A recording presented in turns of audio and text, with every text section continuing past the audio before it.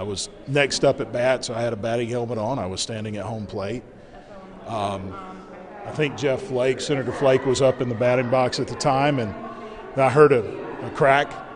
Clearly was a gunshot coming from over the third base side, and so I immediately turned and looked to my right to where Scalise's detail always parked their SUV just out behind our dugout over in the first base side. Because I know if there's something going on, I'm going to see their reaction. Well, I see them getting out of the car with a look on their face like, all right, what's going on? Then there's another shot, and somebody yelled, he's got a gun. I think it was Trent Kelly, who was at third base, maybe 15, 20 feet away from the shooter. So we all start running out to the first base side. I go outside the field. And I'm running. I mean, dirt is flying up by us from the bullets hitting the ground. Apparently Scalise was hit in that first barrage. I didn't see him go down. Some of the guys were diving in the dugout. Others got behind the dugout. I went outside the field and jumped behind a shack that was there. As I got around the corner, I was looking directly at the side of the detail's vehicle with both the officers now out with their guns drawn. The shooter was working his way from right field because we all ran out over the first base side. Now he's working toward us because he's targeting. So he comes from behind the fence. He's still behind the fence, goes behind home plate and comes around to the other side, and he starts shooting again. There's a big oak tree behind me. There's bark flying off the oak tree, and I look, and there's a staff member, Matt Micah, is the speaker told. He's laying on the ground with a chest wound, been shot in the chest, and he was in bad shape. So myself and most everybody that was with us then ran back another 30, 40 yards behind us as a concrete restroom, and most of the members got behind that. Me and the other guy stayed there to see if we could help Micah. But every time we tried to move out to help him, the shooting would begin again. And so we stayed down. Then the first officer, he was shooting at the officers at that point. He shot the first officer, the female, got shot in the ankle, and she turned, and I could tell she was immobilized. She was maybe 20 feet from me at that point. Micah was between us. And so she was down. I'm thinking, we only have one gun on this guy. And so the other officer very bravely went and drew fire. He went around to the left side to draw his fire away from the rest of us. I saw him get injured. Apparently he got hit by some shrapnel or something, but he stayed in the fight. I'm trying to think what can we do to help at this point, because every time we tried to go out there, he would shoot. Alexandria police arrived. It seems like it was lasting 10, 15 minutes. It was probably 3 or 4 minutes. My estimation, maybe 40 rounds he shot out of the rifle. Alexandria police got there as soon as a female officer got out of the car. He shot at her, missed her, and it blew the window out of a car that was actually out on the street. There were civilians out there just walking their dogs. People were laying on the ground screaming, but he was targeting us. He was not shooting at any of the other folks. He was targeting the members. Finally, with the other officers pulling up, it kind of flushed him out.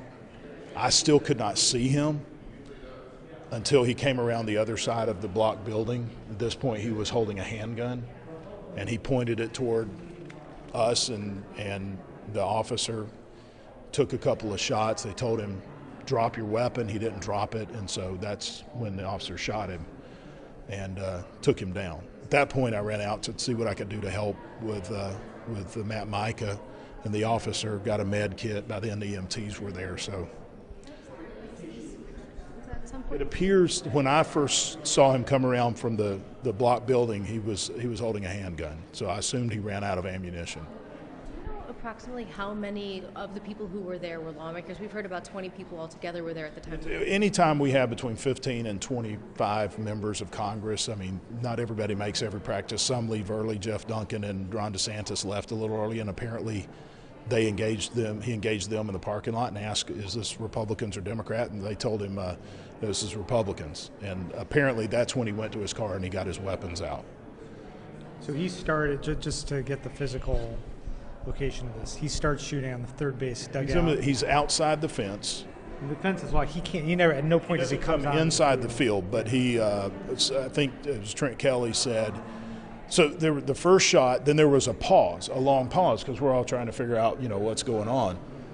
Then the second shot happens, and Trent said he actually brought his rifle up and stuck it through the chain links of the fence and started shooting that way. And so we're running away from him. That's when apparently Micah got shot leaving the field. Scalise was shot within probably the first 3 or 4 shots, apparently. I mean, like I said, when I was running, you could hear the bullets. Dust was flying up off the ground. He moves along the perimeter behind home plate. As you're looking at the field here, he's over here at third base, and he starts shooting there. Home plate's here. We all run out this direction. Some dive in the dugout. Some get behind the dugout. I go outside the field. He comes around the fence, comes back around, and gets behind a block building and starts shooting then. So he was going in the direction all of us were going.